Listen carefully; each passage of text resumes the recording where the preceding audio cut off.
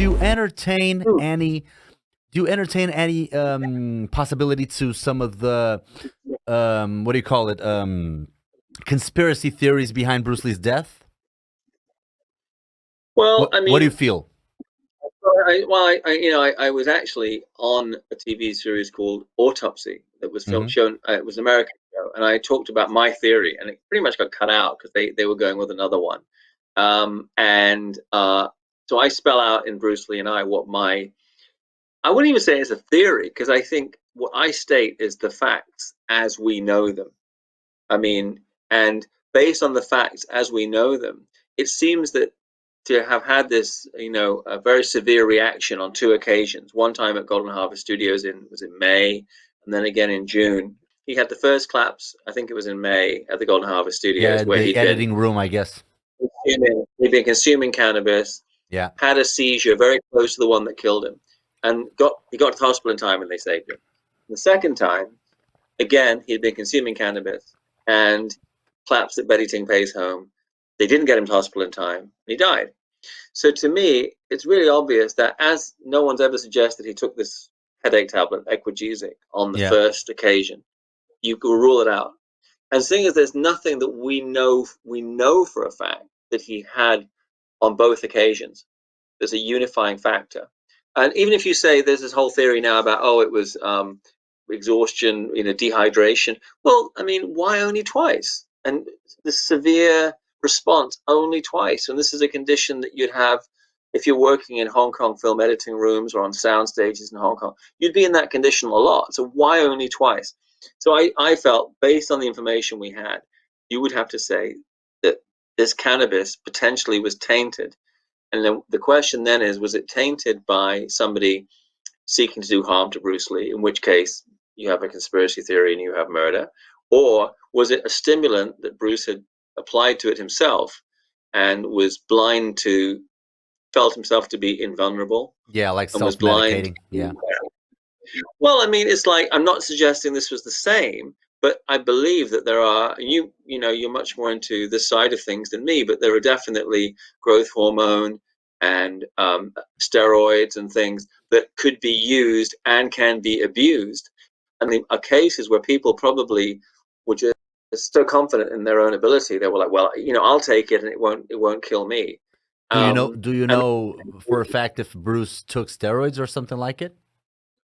I don't. And I've seen different theories about that. I don't think it has any bearing to the matter at hand because, again, you would have to say, what did he take on the occasion one that was the same as the occasion two?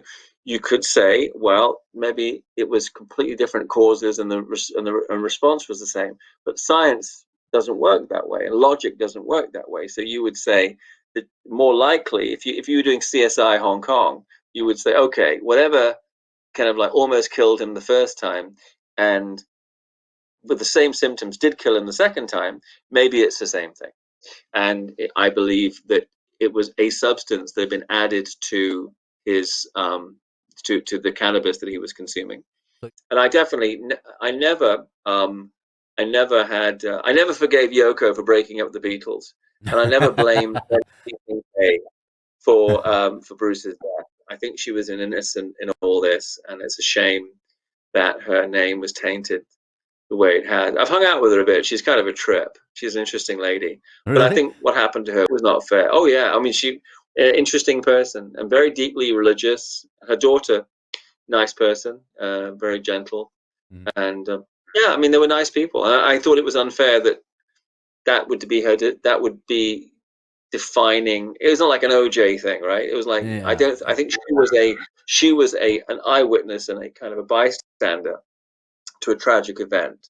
It's kind of like And so I can see some correlation with I don't know, Monica Lewinsky or even the guy who accidentally shot Brandon Lee. I just saw an interview with him, yeah, but like back in that's me. Yeah, 2003. I that's just the saw one. it like Absolutely. You go to your grave as the guy that shot Brandon. You go to, man. if you're Monica Lewinsky, I mean, bless her, you're going to be forever known for that, the impeachment of Bill Clinton. Yeah. And in the case of Betty, she will always be known as the person who was there with Bruce. And people will think, and I talk in the book, I talk about the movie she made at Shaw Brothers, which in one level, you can see her trying to depict the room, her POV, and then of course they shot a lot of stuff when she wasn't around, so that was more the exploitation aspect of it. But I definitely think I've always been.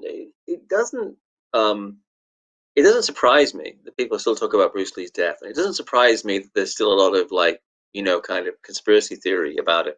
What surprises me is nobody presenting the facts as I see them clearly, and I'm not quite sure why. Because when you actually look at the evidence that we have, even I remember I had John Little, who was a big, well-known Bruce Lee historian. We had dinner at my house before in Hong Kong. We talked about this, and it's interesting because on one level, he might say, or my friend Matthew Polly, who wrote a wonderful biography of Bruce Lee, they might say to me, "Oh, well, that's absolutely not true," and I would say, "Okay, so my theory doesn't hold water. What do you have that is a fact that we know that fits the vacuum?" And they don't.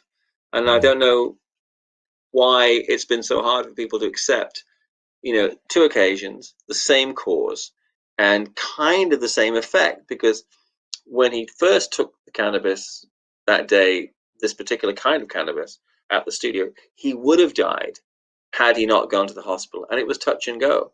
And the second time, it's the same, except they didn't get him to the hospital. And then because he was at Ting Pei's apartment, he did die. And she called Raymond Chow first, right? Yeah. By the way, I also a couple of years ago worked with a old timer called Fan Moisan, Fan Mei Sheng, an old time actor, and we worked with him on a movie called Attrition, which I did with Steven Seagal in Thailand, Hmm. and he told me, and it's in the book, it's in Bruce Lee and I, a completely other theory of how Bruce Lee died. Wow. I don't know if it's true, but I do know that he believes it. So I think parts of it may be true as well, but I'll let people read that for themselves. Yeah, of But course. Yeah. I certainly, even given what Uncle Fan said, which was interesting, I still would lean towards the fact that uh, potentially intentionally drugged or unintentionally had consumed some kind of stimulant that had this catastrophic effect on him.